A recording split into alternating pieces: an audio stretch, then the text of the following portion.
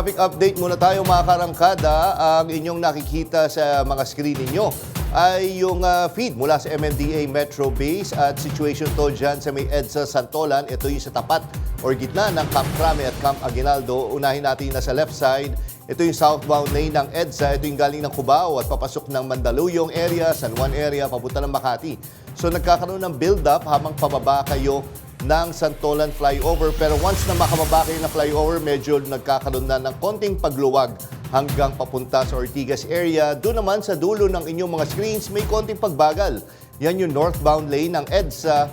Yan yung papuntang Cubao at yung mga sasakyan yan ng galing ng Mandaluyong at Makati area. Samantala, silipin natin ang EDSA Monumento. Unahin natin na sa kanang bahagi ng inyong mga screens, yung medyo may build-up ngayon, no? Well, kaya may build-up dyan kasi meron na stoplight sa may bandang dulo doon. Medyo may pagbigat ang daloy ng trapiko. Ito yung southbound lane ng EDSA. Ito yung galing ng Kamanava area, papunta ng Balintawak, papunta ng Quezon City.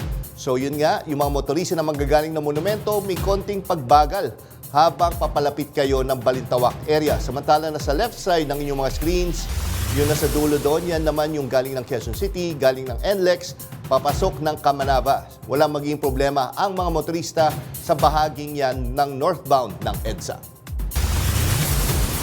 July 14, 2025, Lunes, panibagong linggo na naman at simula na naman ang ratsyada ng mga maiinit na balita at impormasyon na dapat niyong malaman.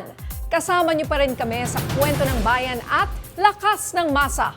Ako si Nina Corpus. Bawat komento, pulso ng bayan, importante yan sa amin. Bawat issue, dadaanan natin yan. Kagapay nyo kami sa mga usaping hindi dapat palampasin. Live tayo sa DZMM Radyo Patrol sa Istrenta, 92.3 FM Radio Manila at lahat ng FMR stations sa buong Pilipinas. Gayon din sa Signal TV, Channel 31. Ako, si Jack Batallones. Ito ang Arangkada Balita.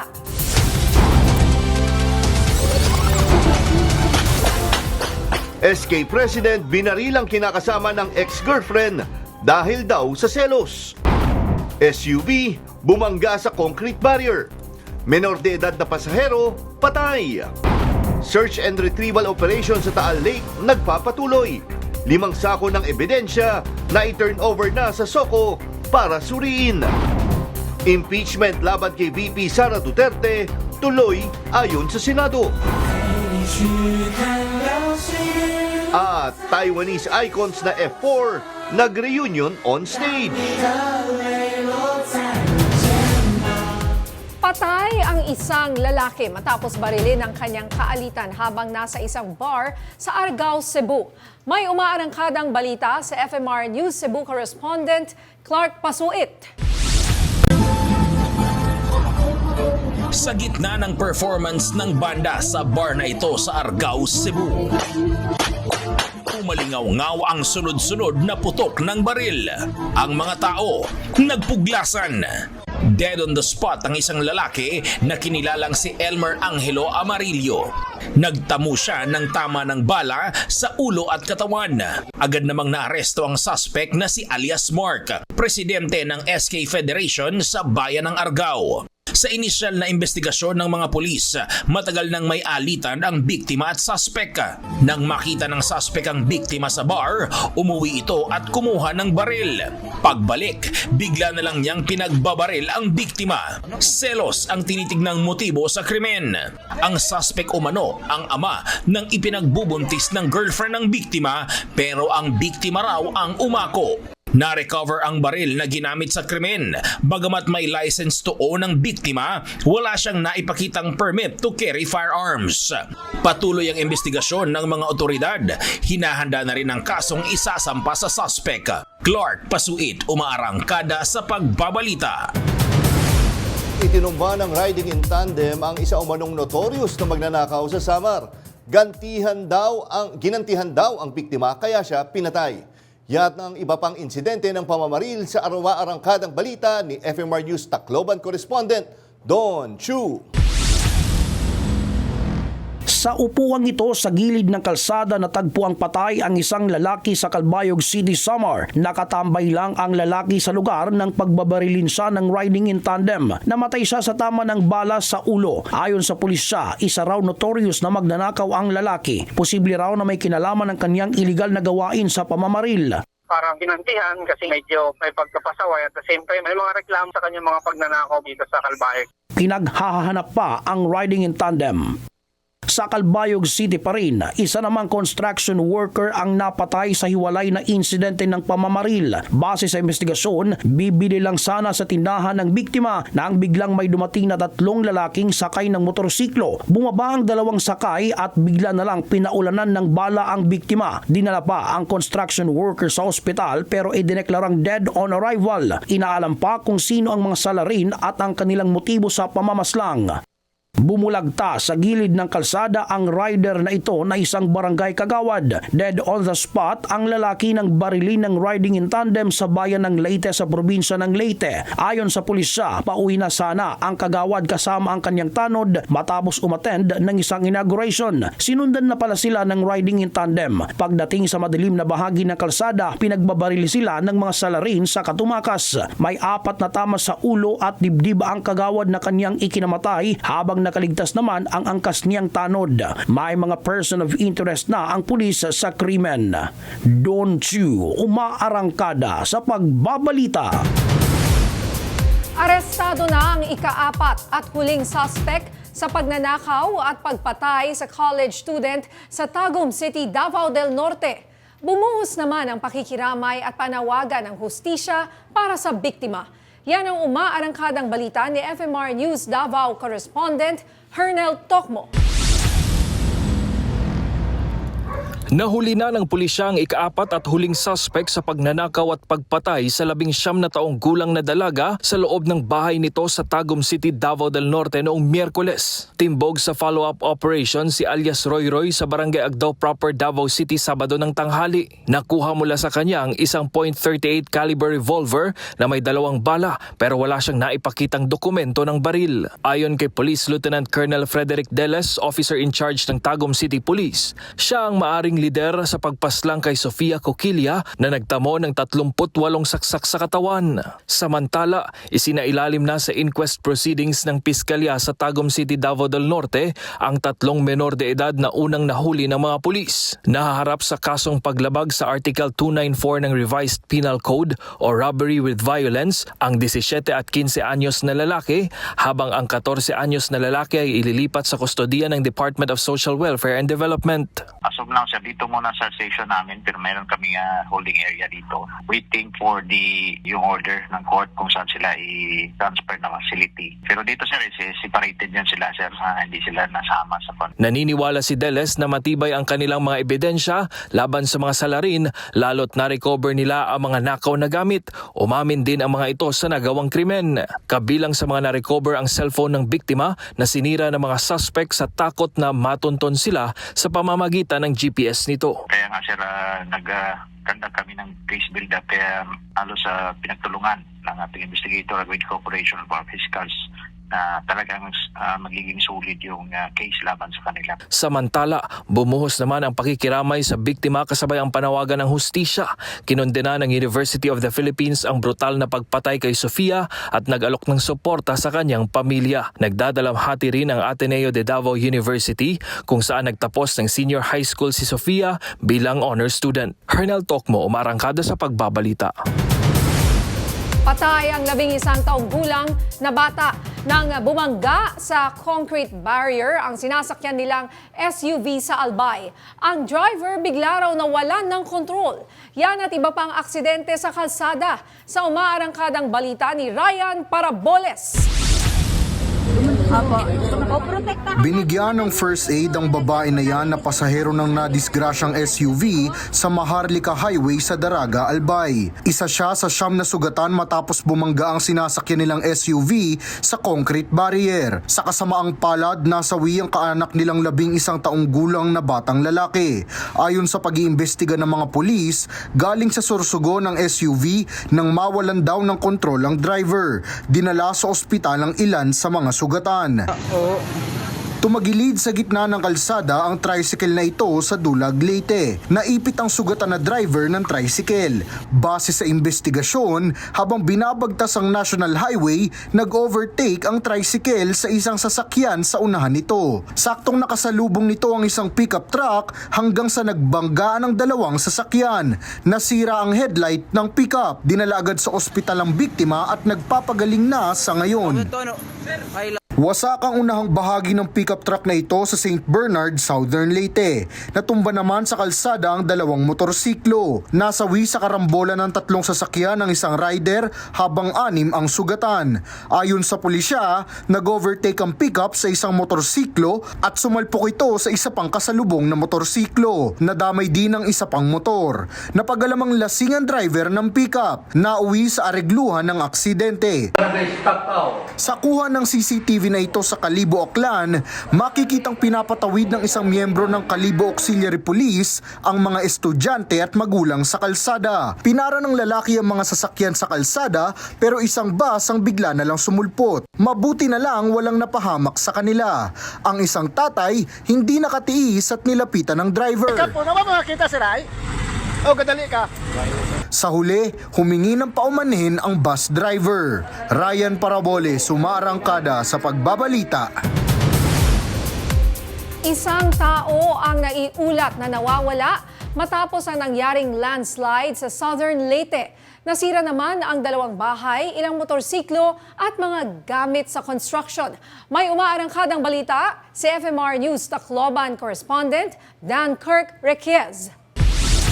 Patuloy ang paghahanap sa 54 anyos na foreman na si Dador Moscosa na naiulat na nawawala matapos ang nangyaring pagguho ng lupa sa Barangay San Ramon, San Ricardo, Southern Leyte kahapon ng umaga. Natabunan ang barracks ng mga construction worker na gumagawa ng tulay sa lugar. Lumambot umano ang lupa dahil sa malakas na pag-ulan mula pa noong Sabado ng hapon hanggang madaling araw kahapon. Nasira rin ang 2 bahay, mga motorsiklo ng mga trabahador, isang dump truck at isang mixer. Agad nakipag-ugnayan ang San Ricardo MPS sa Municipal Disaster Risk Reduction Management Office para magsagawa ng clearing operation sa lugar. Tumulong din ang BFP, PCG, mga opisyal ng barangay at ilang residente para mahanap ang nawawalang foreman. Dan Kirk Requez, umaarangkada sa pagbabalita.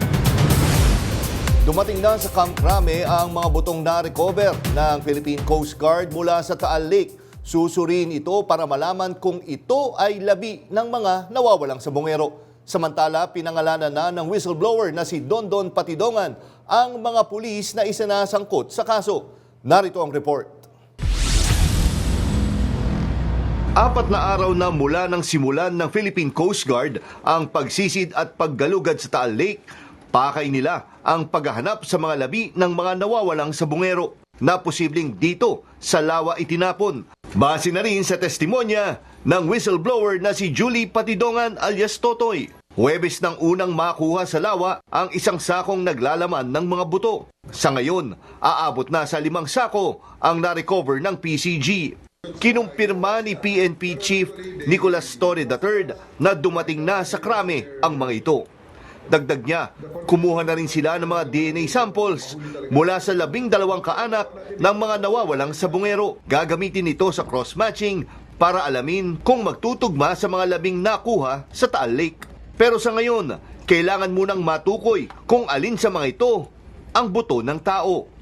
Ang Taal ay farming yan. So, and then lahat na makikita natin, may mga na-recover na mga animal remains, may human, at mix na ang ating mga tinitingnan ngayon ng mga Kaya kasama sa ating processing dyan, ang mag-differentiate kung ito ba ay animal origin or human origin. Sakali namang mag-match ang DNA, maituturing itong major breakthrough. Samantala, formal nang naghain ng reklamo sa NAPOLCOM si Patidongan laban sa mga pulis na isinasangkot sa kaso. Pinangalanan na rin niya ang mga ito. Isinaad din ni Patidongan na ang mga pulis na ito ang silang kumuha sa mga sabongero at nagdala sa Taal Lake. Sa 15 sangkot, 12 ang aktibo pa sa serbisyo, kabilang ang isang general. Sa puntong ito, makakausap natin ang isa sa mga kaanak ng nawawalang sabungero si Charlene Biligan. Magandang hapon, Charlene, at welcome dito sa Arangkada Balita. Magandang umaga magandang hapon po. Okay. Charlene, sino itong kaanak mo na nawawala at kailan pa siya nawawala? Ang kapatid ko ay nawawala po noong August 30, 2021. Okay. At kapatid mo siya, no? Bakit mo nasabi na kasama siya sa nawawalang sabungero? Ano ba ang kanyang trabaho? Si John po ay isang master agent po. Nawala po siya noong August 30. And ito ay may kinalaman sa pagiging master agent niya. Ano yung master Oo, agent? yun nga po, ma'am. Miss Charlene, ano po yung pag-master agent? Kasi noong nakaraang linggo, may nakausap kami dito sa Arangkada Balita na siya naman ay breeder. Bilang master agent, ano ho ba yung trabaho niya? Paano siya connected dun sa dito sa online sabong na to? Yes po. Si John ay isang master agent tapos nag-aahente po ng lupa siya on a Monday to Friday. Ito ay isa lamang sa ginagawa niya na tag-upisa nung pandemic time. At siya rin po ay nag-breed ng mga manok na pansabong. Okay. Ma'am, kayo ay tiga Laguna po ba? Or anong probinsya? Kasi para malaman lang namin yung pinanggagalingan po na itong mga nawawala po. Taga Maynila lang po kami. Pero meron kami mga kamag-anak kasi sa San Pablo. Meron kaming mga kamag-anak dyan na may mga farm din ng mga manok. At merong kaming grandparents po dyan sa San Pablo. Okay. Miss Charlene, ganito, no? Nakakausap mo yung mga ibang pamilya na nawalan din. Yung mga kasabi nga na kapamilya nitong mga nawawalang sabungero. Kayo, August 30, 2021 nawala. Nakausap mo ba sila? Halos sabay-sabay ba to? Kasi yun nga interesado ko eh. Sabay-sabay bang nawala itong mga sabungero or may mga pagitan sila ng ilang araw o ilang linggo? Actually, iba-iba po yung mga pangyayari sa kanila. Pero parang as early as 2020 may kinukuha na ho eh. Hindi napapansin, alam mo, hindi nabibigyan ng tuon kahit na anong reklamo. Tapos merong mas nauna pa sa kapatid namin na kinuha. And then kami nga, and ayun, nagsama-sama kami. Yung pala, between the dates of 2020 at 2021, yun yung kasagsagan. And then nung nabuking na nga ito, maingay na, tumigil na. Siyempre, nag-iingay na kami. Oo. Diba? So, nung nag-iingay kami, wala nang nadudukot. Opo. Wala nang nakikidnap. Kung I napansin see. niyo po. Meron po bang nasabi sa inyo yung kapatid bago siya mawala na baka may threat sa kanyang buhay o nanganganib siya para sa kanyang buhay?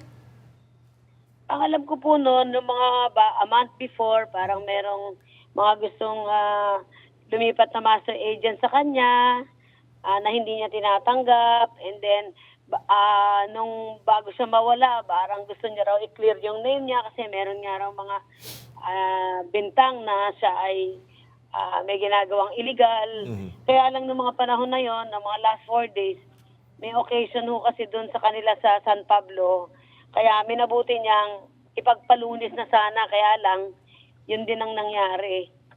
Palagay namin, kahit doon siya pumunta ron, ganun din ang gagawin sa kanya kasi talagang pinag-aralan siya, kinising siya ng mga ito para talagang kunin. Oo, Kasi paano yung dami-daming tao. Paano po ba yung manner ng pagkuha sa kanya? Kasi yung iba, di ba, nakitang dinukot, Oo. very obvious. Yung sa kapatid mo? Ano yung Kami ho, may occasion sa daw, San di ba? Pablo, Laguna po, Opo. meron kaming CCTV camera ng kapitbahay namin. So, Oh. mga 10 tao mahigit ang kumuha sa kanya nakita siya na dinadrag magmula sa bahay, palabas ng gate, hanggang sa maisakay po siya ng sasakyan. May 3 sasakyan na nag-aabang sa kanya. May Fortuner, may Grandia, at saka may van, at saka merong isang color gray na Starex. Sa mga time na kinuha po siya. Oo, so etong CCTV na to ay obviously siguro part ito ng ebidensya nasa inyo pa. Yes po, ito po ay galing po sa CCTV ng kapitbahay nila. Buti na lang ay hindi ay isinare po sa amin. Kung hindi namin malalaman kung sino itong kung gaano karami ang dumukot. Oo nga. Ma'am, ganito, may kasama ba siya sa bahay nung kinuha siya doon sa lugar na yon? At anong pakilala ng mga tao na pumunta doon? Ang Kasi, pakilala ho, Oo. ang nangyari po kasi, bandang alas 10, may pumasok doon ng mga kalalakihan, and then may daladalang papel at sinasabi nga na kami yung NBI kami, nagpakilalang NBI, meron kaming warrant of arrest para sa iyo, may estafa kang kaso. So sabi ng partner ay ano ho yung estafa niyo? Wala ho kaming alam na pagkakautang namin. Tapos nakataas yung kamay niya. Sabi na niya ay tatawagan namin yung pamilya hanggang sa sabi ni John, wala ho akong alam na may kaso kami. Pero yun, pinusasa na, and then niransak na yung bahay, kinuha na yung vault, kinuha yung pera kasi hindi nila mabuksan yung vault. And then kinuha nila yung mga bags, mga relo, pera. At yung alkansya, binutas pa nila yung alkansya. And ayun po, bukod sa kinidnap, ninakawan, ayun, hindi na makikita hanggang ngayon. Opo. So ito pong kapatid mo ay na-witness yung pagdukot sa kanya ng kanyang kinakasama. Meron pa po bang ibang tao doon sa bahay na yon nung dinukot po siya?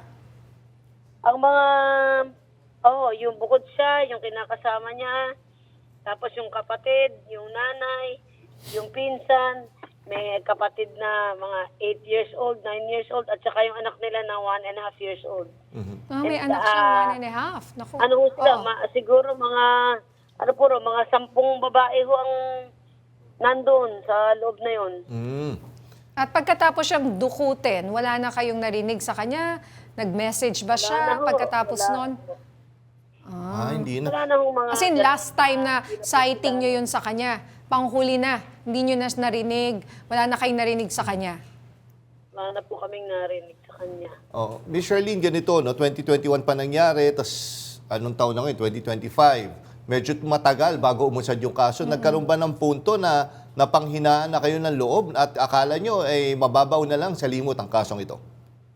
4 years ago, ganun ho ang damdaman namin. Kasi nga, hindi naman umuusad yung tao. Lagi namin pinaulit-ulit. Pang-8 chief PNP na si General Torres. Pang-8 na? Pang-8 na siya po eh. Magmula kay Eliazar hanggang sa kanya po, walang PNP chief na. Wala pong nangyari, hindi umuusad.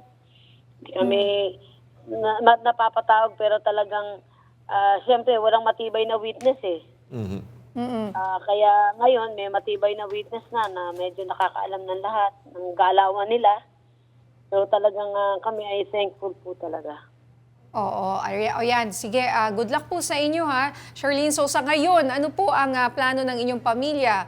Nandyan ba kayo? Meron bang pumupunta kunyari dyan sa Taal para panoorin yung ginagawa nilang search and retrieval, ano?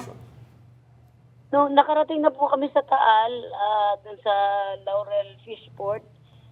Siyempre, excited kami na sana may makuha. Tsaka we are cheering for the sa Coast Guard. Yung mga diver. And kay Commodore, kay Commodore Tovillo because kami ay nagpapasalamat na mahirap man ito pero magtsatsaga kami mag-antay kasi talagang sila mismo talagang hinahanap din yung aming mga kaanak na sana may makuha pang remains based on the witness testimony. Okay, maraming salamat Charlene Biligan at kaisan nyo kami sa pagdarasal nga na makamit nyo yung hustisya and of course matapos na ang inyong paghahanap dito sa nawawala nyong kaanak. Salamat po, ma'am. Thank you very much po. Okay po. Thank you. Nababahala ang Commission on Human Rights sa talamak na bentahan ng sanggol. Ngayon, online. Sa panayam ng DZMM Teleradyo kanina, sinabi ni CHR Commissioner Beda Epres na tumataas na ang kaso ng bentahan ng sanggol gamit ang social media. Nakikipag-ugnayan na umano sila sa pulisya para ma-monitor ang naturang illegal na gawain. Medyo talamak siya ngayon. Maybe it is because of the advent of the new technology.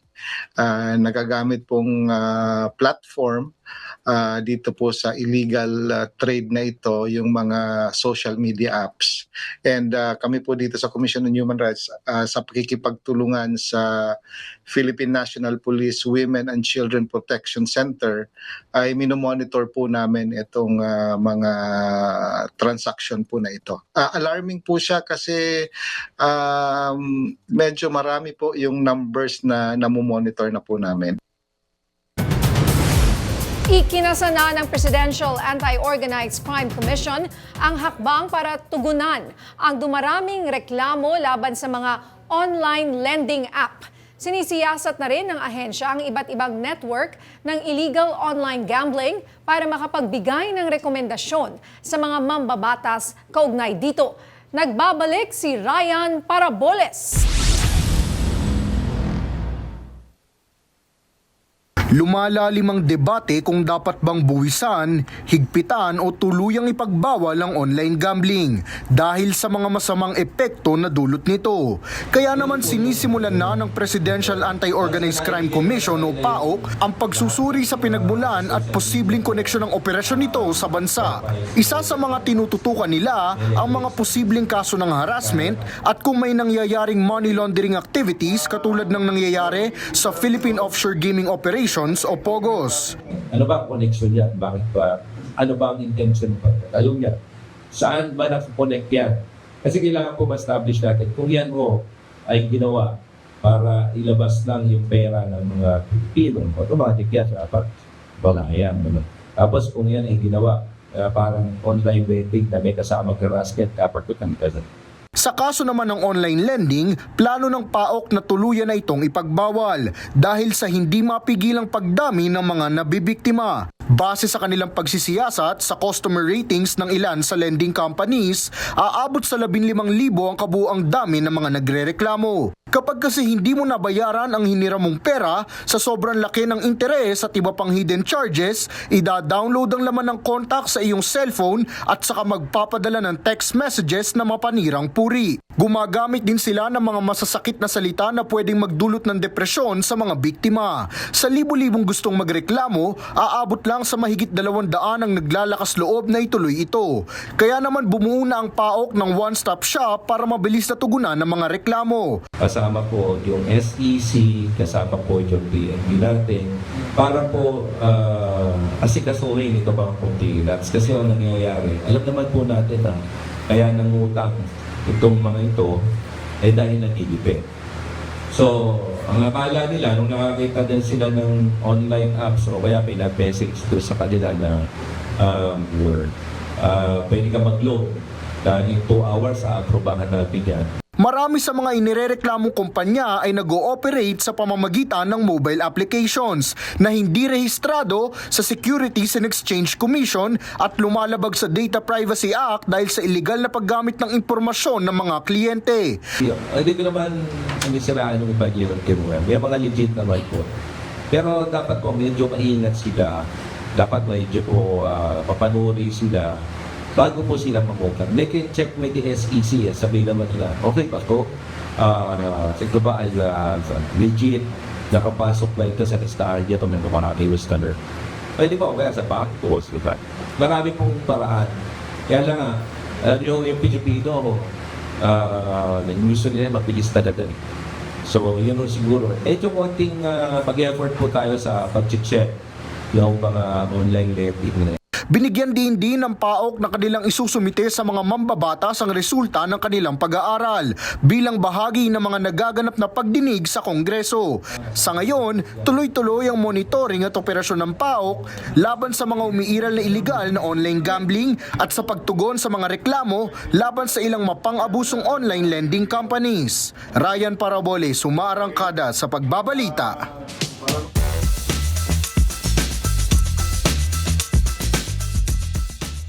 At para pag-usapan ang issue tungkol sa mga online lending at online gambling sa bansa, makakausap natin sa linya ng telepono si Attorney Ernesto Tendero Jr., ang tagapagsalita ng Presidential Anti-Organized Crime Commission o PAOK. Magandang hapon po, ay magandang gabi. Attorney Tendero, welcome po sa Arangkada Balita.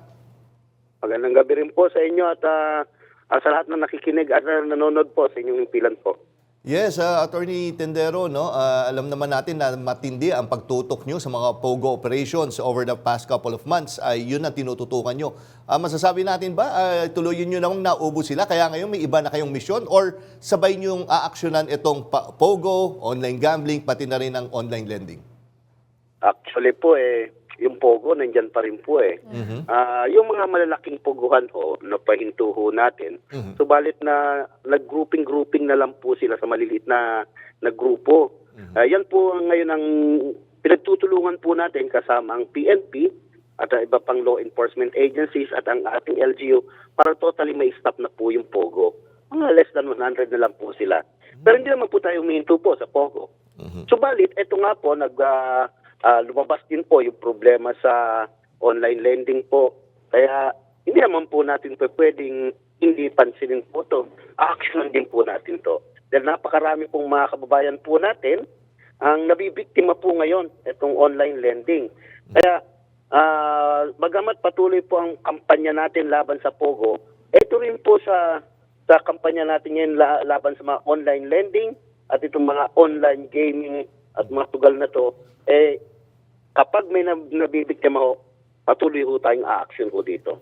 Opo. Dito po sa online lending po, meron po ba kayong data kung ilan na ang nagiging biktima o nagreklamo sa inyo at ilan na po ang inyong napapasara o nahuhuli? Sa amin po, may umaabot na po mga 15,000 yung nagrereklamo dun sa email complaint desk po namin. Pero yung personal po na pumunta po sa opisina namin dyan sa Pasay, dyan sa Nasdaq, umaabot na po sa 180 yung one-stop shop po namin. Yung personal po. Yung iba naman po, doon lang sa online na nagre-reklamo, mga 15,000 na ho. Ganun ko kadami ang nabibiktima na ho at nagre-reklamo laban dito sa mga online lending na to. And attorney, ganito, ano kadalasang reklamo? Harassment po ba? Ano ho ba ang madalas na complaints na natatanggap na opisina nyo? Ayun po, inaharas, pinapahiya. Tapos alam niyo po ba, hindi ko na lang po mabigyan may mga biktima rin po dito na mga nagpakamatay na dahil sa mga to. Opo, may mga nagpakamatay na at may isang araw nga po, pinisita ko namin yung pamilya at nakiusap na lang sa amin na wag na lang ilabas ang pangalan. Pero pinintahan ho namin, binigyan ho namin ng ayuda at pinakalma ho namin ang loob dahil masama ho talaga ang loob. Dahil nga ho dyan sa mga online lending, ito, nagpakamatay. Dahil na ho sa kahihiyan, pinapahiya ho sa mga kamag-anak, sa mga kasama sa trabaho. Naku, yun ang nangyari. Alam niyo po ba na itong biktima na to nagtatrabaho po ito bilang, ito na lang sabihin ko, bumbero ho ito. Matino ito. Pero, naku, inabot pa ho ng ganon. Ganon kasama. Ano po ba ang rason niya? Bakit daw siya umutang? Ay, alam niyo naman po, kahirapan Yun po ang unang, yung pangangailangan ng tao. Ito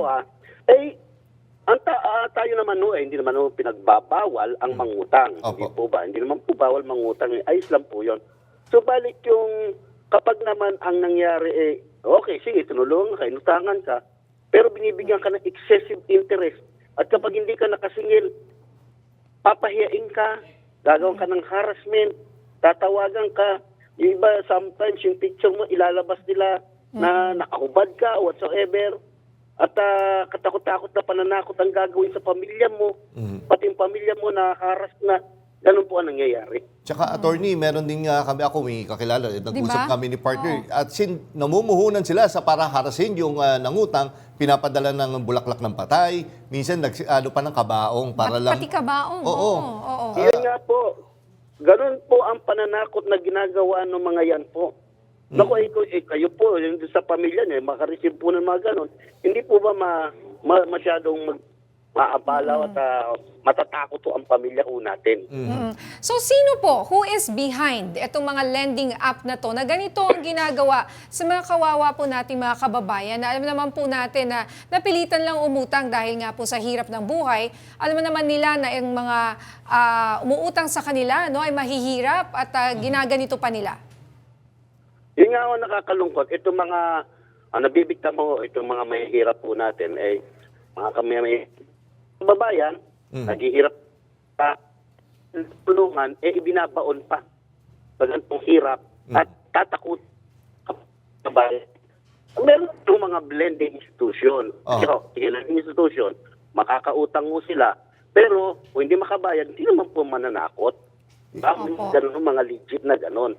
Pero itong mga to, mga online na to, pag hindi nakabayad, yan na, sisimula ka ng payain, magdadala ng text messages sa mag-anak, mga kaibigan, ika, ganito, nangutang, tapos pinapahiya sa lahat. Tapos papadala pa ng picture, tapos yun na, pinakalas na nga dyan tatakutin na, pati yung pamilya mo, tatakutin na, dahil nang nasabi nyo po, padadala ng kabaong, padadala ng bulaklak ng patay, hindi po ba? Opo. Attorney, ano po ang pwedeng gawin ng mga taong ito? Ano naman ang laban nila? No? Kasi alam mo nga siguro, guilty sila. Naku, hindi ko mabayaran, magtatago na lang ako or what, ano? Pero pagka ganito na hinaharas na sila, ano pong advice nyo bilang abogado? No? Ano bang kaso na pwede rin nilang ilaban sa mga nanghaharas sa kanila? Yun nga po, ang ginagawa po namin ngayon, lumapit po sila sa aming impilan dahil ang aming opisina naman po tumatanggap po ng mga reklamo ng ganyan.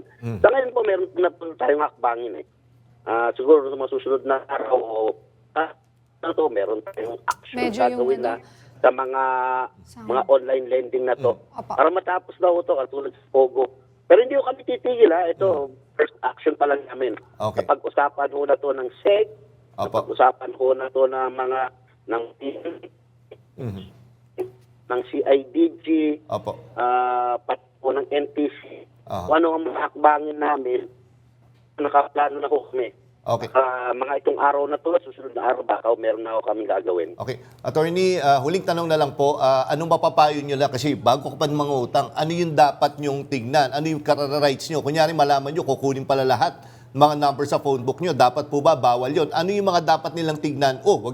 Kumbaga bago sila mangutang o kumbaga ay wag na dito, delikado pala tong kumpanya na to. Kasi babalikan ka di ba, i-click ko dun sa apps. Kung pare magtanong ho muna sila, mag-inquire sila sa SEC. Meron naman noon ng malistahan ng SEC na mga legit. Kapag wala sa listahan ng SEC yung mga legitimate na mga apps, na mga lending, wag niyo na pong subukan. Sigurado ho, ganyan ho ang mangyayari. At as much as possible kung pwede nga po na hindi naman po maiwasan na talagang makakautang, tingnan ho, basta legit. Oo. Tsaka minsan too good to be true. May kilala rin ako dahil sobrang taas nung pinapautang siya. Tapos di na-excite na umutang yung tao. Tapos mamaya nagulat na lang siya. Yun nga, may hidden charges. Mataas yung interest. So magtaka ho kayo kapag masyadong maganda yung ino-offer nila. Tapos ikaw walang-wala. Di ba? Attorney. Pakiulit po kasi mahina po. Putol-putol po. Yun nga po, attorney. Di ba, sabi ko lang po na huwag maniwala kapag yung mga offer ng mga lending app na to ay too good to be true. Hindi ho ba, attorney? Alright. Nawala na sa linya. Medyo pero magandang usapan talaga itong dahil marami talaga. Tagal na nito. Marami tayong na Okay, wala na sa linya si attorney. Pero at least tinututukan na rin ito ng PAO. Di ba? Meron na silang mapupuntahan. Okay, maraming salamat, Attorney Ernesto Tendero Jr. ng PAOK. Mabuhay po kayo at hanggang solid, sir. Ingat po kayo. Pinangunahan ni Pangulong Ferdinand Marcos Jr. ang groundbreaking at time capsule laying sa Katiklan Passenger Terminal Building sa Katiklan Airport sa lalawigan ng Aklan. Nagsisilbi itong main gateway papunta sa Boracay Island. Ang Katiklan Airport ay isa sa pinaka-praktikal na transit option sa mga bibisita sa sikat na beach destination. Ang naturang two-story passenger terminal building ay masasabing malawak at maraming passenger boarding bridges, kabilang ang 36 individual check-in counters. Kaya nitong tumanggap ng mahigit 7 milyong pasahero kada taon. Target completion date nito ay sa 2027. Sa aming pagbabalik, Pinay caregiver na matinding nasugatan sa pag-atake ng Iran sa Israel noong Hunyo, pumanaw na. Marami pang maiinit na balita sa pagbabalik ng Arangkada Balita.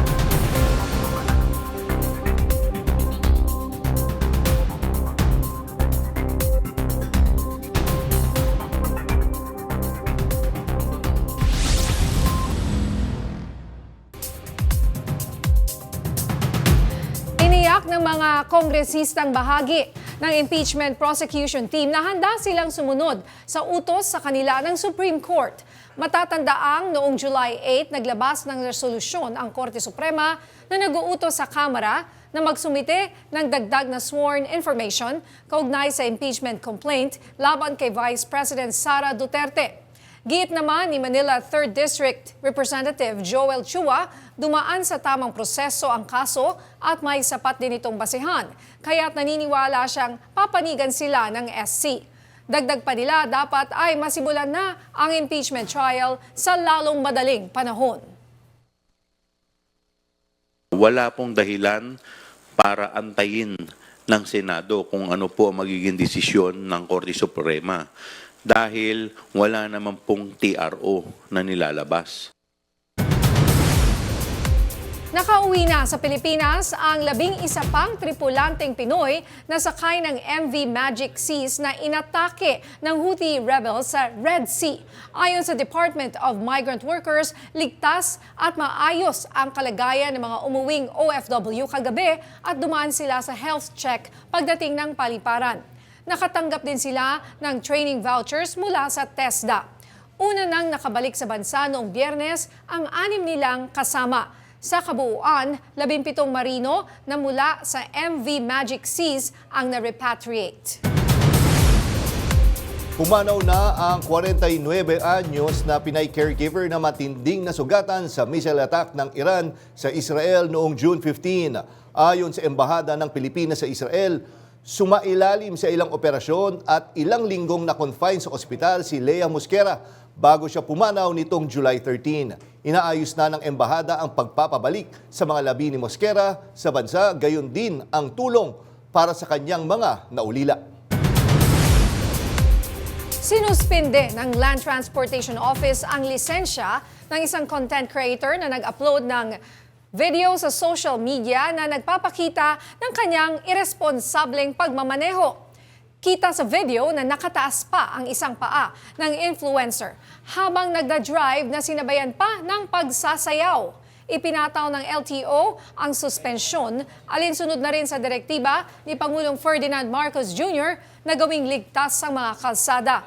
Hinikayat ng ahensya ang publiko na patuloy na i-report sa DOTR o sa LTO ang mga motoristang lumalabag sa batas trapiko.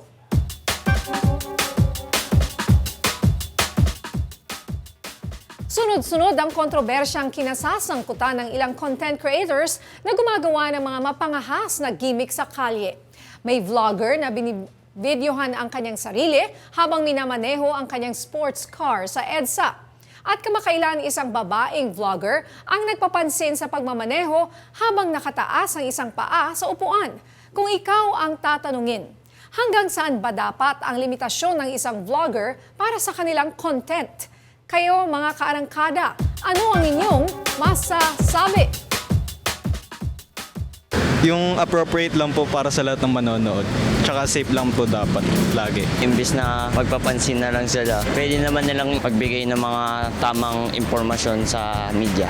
Dapat po yung magbablog sila is yung may matutunan po yung mga tao, lalo na po ngayon na maraming batang nakatutok sa cellphone. Nasa harap sila ng camera at nakikita ng mga madla. Dapat nag-set sila ng mga example na magaganda. Pwede po nilang magamit yung influence sila para sa mga mabuting mga bagay po. Dapat meron tayong sariling discernment. Hindi po lahat dapat i-disclose, i-expose natin sa taong bayan. At sa puntong ito, makakasama natin dito live sa PRTV Prime Media Studios ang pinuno ng MMDA Special Operations Group, Gabriel Go. Strike Force, yes. Oh, magandang gabi, Sir Gabgo. Welcome ulit dito sa Arangkada Balita. It's an honor to be back here. Oo, and syempre, namiss namin kayo, sir. Namiss ko rin kayo. Oo. Pero kinakabahan ako pag nandiyan kayo. Uy, nakita ko kanina, papunta ako sa office. May tinuto isang jeep dyan sa may Kamuning, sa harap ng elementary school ba yun? Tsaka may isa tiniketan na kotse kasi nandun siya, nakaharang siya. Oo. So nakita ko yung inyong mga ginagawa doon. Huwag kayong kakabahan as long as you are obeying the traffic rules and regulations. Huwag kayong matakot sa amin dahil kakampi niyo po kami. Kaya nga ako kinakabahan. Ako Ako naman, natuwa ako kasi talagang nagkukos po sila ng totoo traffic naman. eh. I mean, Obstruction nandun talaga sila eh. True. Actually, hindi lang traffic yan. It's about safety rin ng mga pedestrian. Especially it's near school, di ba? So, mga bata, naglalakad din sa bangketa. So, we have to ensure, actually, hindi na nga to just about safety eh. It's about being sensitive to other people and other road users. Yeah. So, saan kaya dinala yung jeepney na yun? Sa Tumana, Marikina. Impounding area namin. At magkano kaya babayaran nun? Well, it depends, no? Depende sa lugar Nandun siya yan nakapark sa harap ng school. So, parang committed yung ano namin. Okay, dalawa yan. Meron kang ticket na unattended violation which will cost you 2,000 pesos. Plus, meron ka pang towing fee. So, coming from Kamuning going to Tumana, Marikina, siguro roughly probably around 5,000 to 6,000 pesos. It will depend kung saan ka na-tow. So, let's say kung na-tow ka sa may Tondo area, imagine mo dadaling ka sa Tumana, Marikina. Per kilometer po ba ang bill? Meron tayong first 4 kilometers na initial starting. Then afterwards, may succeeding na yan per kilometers. Kaya mapapalaki. Yes. Yung tinikitan na lalaki doon, magkano? Yung naman natikitan, yun? May driver eh. pag may driver, illegal parking attended, which will cost you 1,000 pesos only. Okay. Pag walang driver at na-tow ka, i-towing fee ka na, may 2,000 pesos ka pang ticket. Eh kung dumating ka, pakiusap po, wag nyo na ito yung jeep ko. Well, pwedeng it's a ibalik. case-to-case, magbayad na lang. Case-to-case basis yan. Pag hindi pa kayo lumalagpas ng 5 minutes na konsiderasyon, pwedeng ticket lang yan. Pero once na lumagpas ka na at nakatow na po yan, nakatow bar, it's considered towed already. Kahit dumating ka pa. Yes. Okay. Sige. Okay, dito tayo sa content creator, controversial eh. Oo nga Sir, eh. ganito yung nga dumarami, ako napapansin nyo nga, dumarami yung mga kaso ng mga content creators na yun nga, meron yun nasa sports car partner, di ba? Yung kinukunan niya yung sarili niya. Then itong babae, I think kinukunan niya yung sarili niya habang nakataas yung paa. Na naka-shorts, sexy shorts. Sexy shorts, no? Ano po ba? Una, Sexy rin siya. Ayan. Yes, oo. Yan, actually, oo nga eh. Tingnan mo, walang nasabi yung partner ko. Sorry, sabi ko pa pala. Pag ganyan mababangga ka, partner Jack. Oo. Well, alam nyo, like what we saw in the video, unang-una, doon muna tayo sa aspeto na being a vlogger, di ba? Once you are a vlogger, you are creating contents. Contents for entertainment purposes. But then again, entertainment does not mean you're going to violate mga safety measures or mga safety protocols.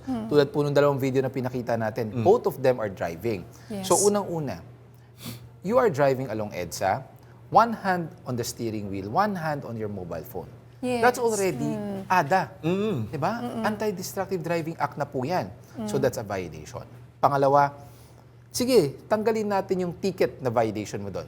How about the safety of other people? So napakadelikado po yan. Pangalawa, yung nakataas ang paa. Lahat naman po tayo, bago kumuha ng lisensya, dumaan tayo sa proper training. Meron tayong tinatawag na driving school. So I don't think na tinuturo po ang mga ganong bagay sa mga driving school. Or even such acts, no, dapat po yan hindi pinapayagan dahil unang-una, being a vlogger, you project an image to the public.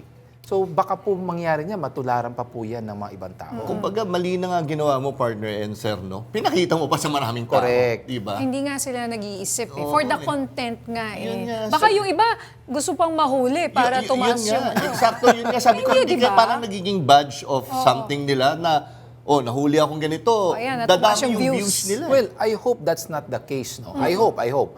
Kasi kung if it's just about getting views, and then I think mali na po yung perception natin of being a vlogger. Remember, being a vlogger is to provide information, is to show transparency, to show proper procedures.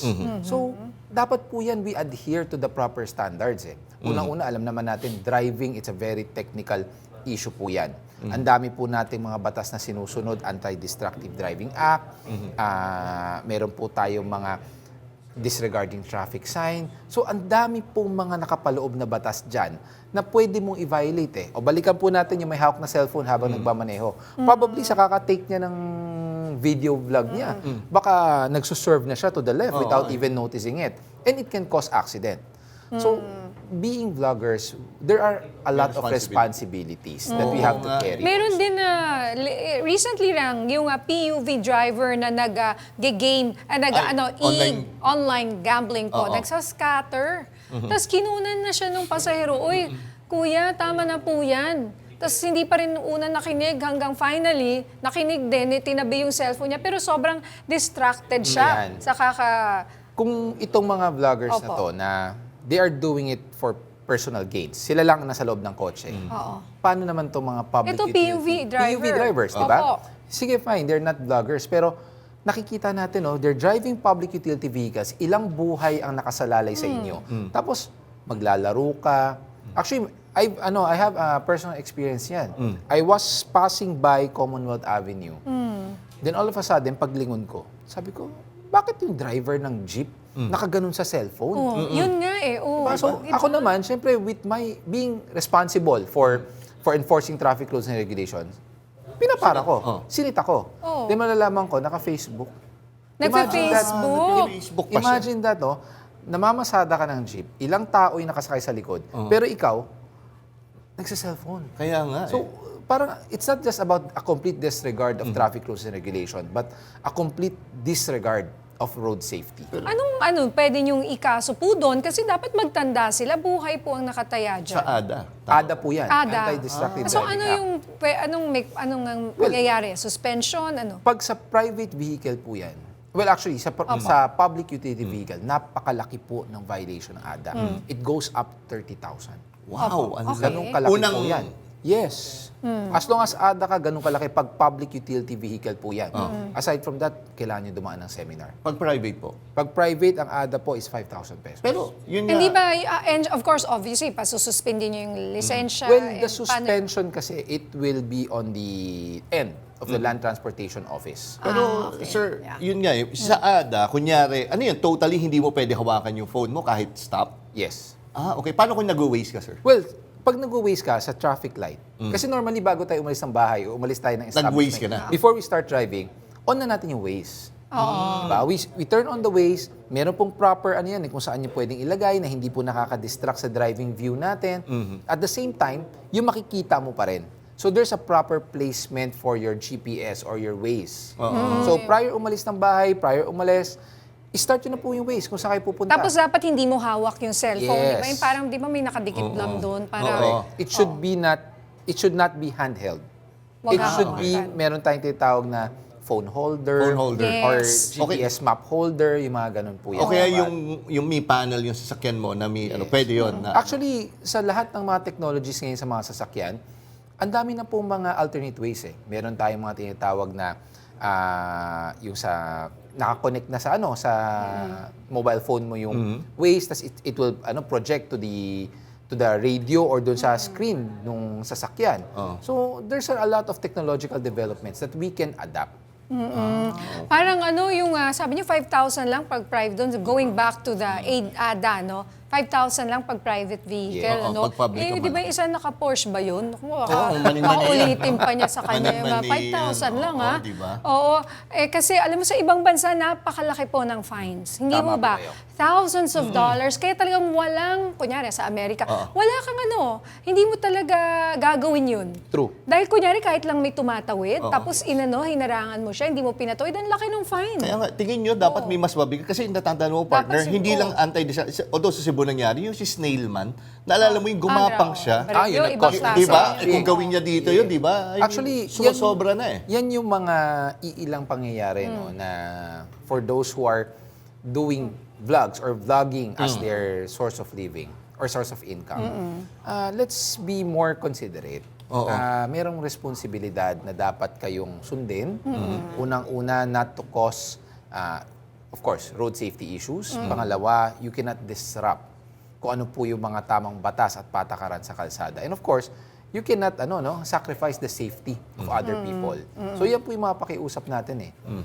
Ito pong latest, yung nakataas yung paa yung babae. Ano po bang, na-meet nyo na ba siya? Sumagot na ba siya? Well, yung pagpapatawag po niyan, it's on the end of LTO once again. Okay. Ang sa amin naman po, wala po kaming kumbaga powers to suspend the license. But let's say kami ang nakahuli, we can issue them a ticket, then afterwards, we can endorse them to the Land Transportation Office. Okay. Ayun, alright, dami pong mga... Siguro paalala na lang po sa lahat ngayon na mga ganyan na nagpapapansin, KSP or... KSP. Yun na, wala na ibang word doon, KSP. Well, unang-una, syempre, as I said, vloggers should have responsibilities. So meron dapat kayong sundin na mga tamang adhikain, tamang protocols, and of course, you have to adhere to the proper rules and regulations. Let's not be focused too much on being for the content. Let's be mindful of the actions. Let's follow rules and regulations. As much as possible, syempre, dagdag ko na rin ang mga tinatawag dati mga Data Privacy Act. So, sundin po natin itong mga bagay na ito. Vlogging is a very big industry.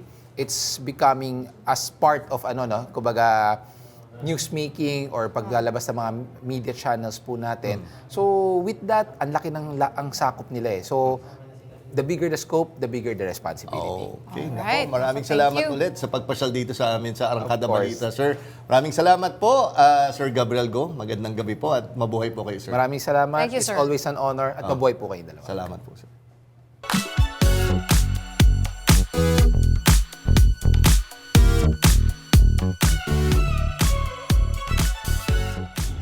Major kilig ang weekend para sa fans ng OG boy group ng iconic Taiwanese series na Meteor Garden nang mag-guest sa isang concert ang F4. Yan ang umaarangkadang showbiz balita ni DJ Mamma Mia.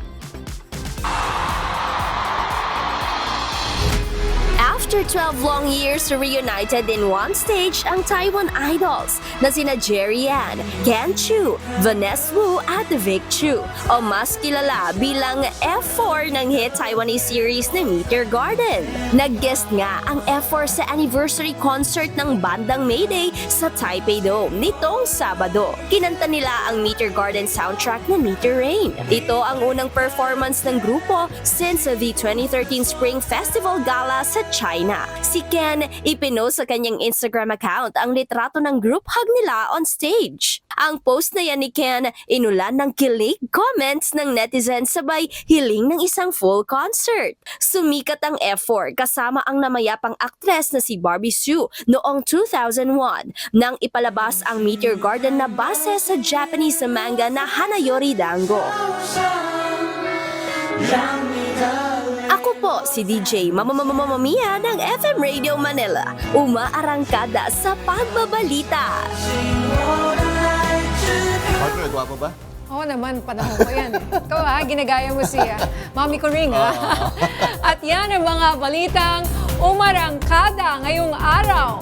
Ako si Nina Corpus. At ako naman po si Jack Batallones para hindi mahuli sa usapan, kapit lang hanggang sa susunod na Arangkada Balita.